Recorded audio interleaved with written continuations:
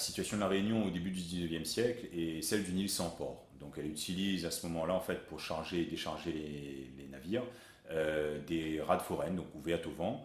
Et on a installé dans ces rades un système économique privé qu'on appelle les marines, qui sont constituées par des entreprises classiques, voilà, qui font du commerce de fret, voilà, du chargement et du déchargement de marchandises. Donc elles sont installées sur tous les points de la Réunion pratiquement, et à Saint-Denis plus spécifiquement sur une zone qu'on appelle le Barachois, donc qui est en gros la zone qui est face à la préfecture.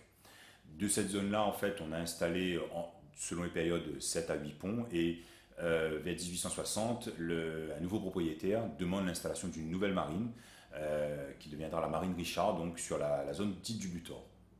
Donc cette marine, par rapport aux autres, est extrêmement moderne, c'est-à-dire d'une part c'est un pont en fer qui est construit de façon plus solide, plus pérenne que les autres. Elle bénéficie aussi d'un système de transport sur rail, donc qui lui permet en fait d'avoir une action plus rapide dans le déchargement. Des machines à vapeur qui soulèvent et qui permettent de lever et de poser les marchandises. Donc c'est un système extrêmement moderne pour une période qui voit aussi la montée en charge de l'économie sucrière, donc une augmentation aussi de la production et de la nécessité de gérer l'import-export.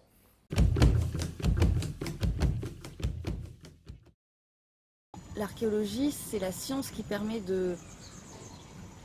d'affiner cette histoire, c'est-à-dire de confirmer ou d'infirmer certaines théories, certaines hypothèses, parce que la réalité se vérifie matériellement.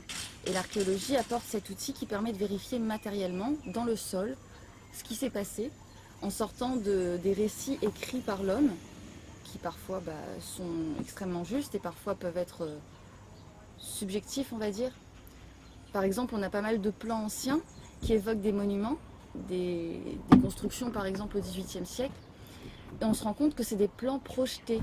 C'est-à-dire que le bâtiment, il n'a pas dû être construit de la façon dont le plan le dit, sauf que le plan, lui, est resté dans l'histoire, a été archivé, etc. Le bâtiment a disparu, donc tout ce qu'on garde, c'est très imagé, mais tout ce qu'on garde, c'est le plan. Et l'archéologie permet de retrouver physiquement le bâtiment et voir comment il était en réalité, comment il était réellement construit.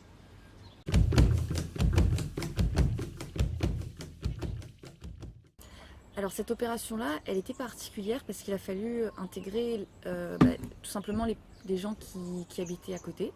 Parce qu'on est sur le sentier littoral est très très fréquenté par les Dionysiens. C'est un endroit que les gens empruntent depuis 6 h du matin jusqu'à toute l'après-midi.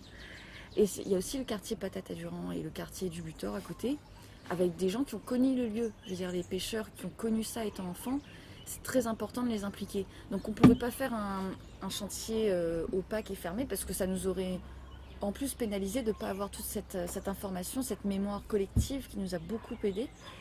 Et du coup, on a eu la chance d'être assez exposé, on va dire, médiatiquement. Et ça, c'était nécessaire parce qu'on ne pouvait pas fouiller à cet endroit précis, sur ce vestige qui a été encore récemment documenté. On ne pouvait pas fouiller comme on fouille dans la forêt ou comme on fouille sur un terrain privé. Là, on était vraiment au cœur d'un endroit qui fait partie de Saint-Denis. Et moi, en tout cas, je suis très contente d'avoir pu échanger avec les gens qui passaient parce que ça nous a apporté beaucoup. Et l'archéologie a ça d'intéressant, c'est qu'elle met direct l'homme au contact physique du passé. Tu vois, il y a une espèce de... Ouais, c'est limite tactile, quoi. Et quand on peut toucher l'objet, quand on peut toucher même le niveau de sol du 19e siècle, tu vois, c'est sûr, tu t'imprègnes de l'histoire. Ça crée une proximité, ça crée une passion surtout, parce que là du coup, en plus quand tu es de la ville même ou de l'île, tu te dis ah bah c'est vraiment mon passé, il y a peut-être des ancêtres à moi qui ont travaillé à proximité, ça crée un lien quoi, c'est sûr. Si tu veux, moi je fais un parallèle sur oui ok le travail physique, là on a deux époques, deux équipes qui ont travaillé dessus, mais nous c'était de la science, nous c'était la modernité, c'était pour justement comprendre ce passé, et voilà. C'est une projection, mais en même temps, nous, on est dans la modernité, on est vraiment dans la discipline scientifique qui apporte des éléments scientifiques qui font avancer le progrès, qui font avancer la connaissance générale, tu vois.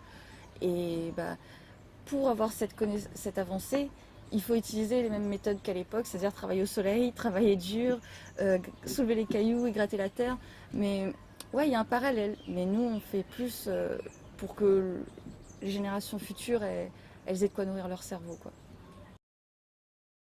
c'est ça qui est fabuleux à La Réunion, c'est que tu as une proximité avec l'histoire que tu n'as pas beaucoup ailleurs. C'est-à-dire qu'on est sur une période assez proche.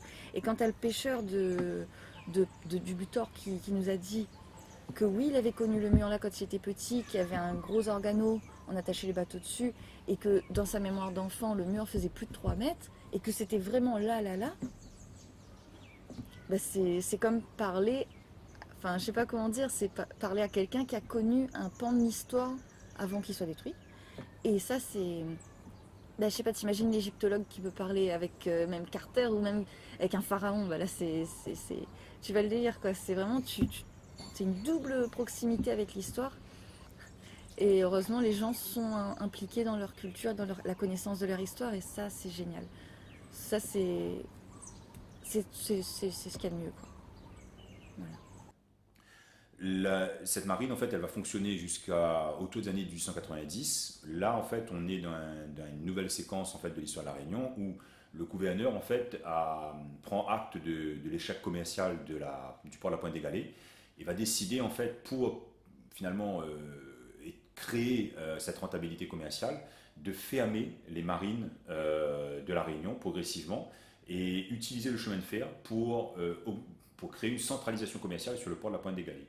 Donc progressivement, ces marines vont disparaître du paysage et l'activité maritime va ainsi basculer en fait au port de la Pointe des Galets au début du siècle. Hein. On est entre 1890 et 1912. En 1912, c'est à peu près réglé pour tous les points de la Réunion. Et en fait, la centralisation commerciale est installée. Et finalement, le mouvement de main-d'œuvre, il a suivi. Donc, il s'est déplacé aussi au port de la Pointe des Galets à ce moment-là.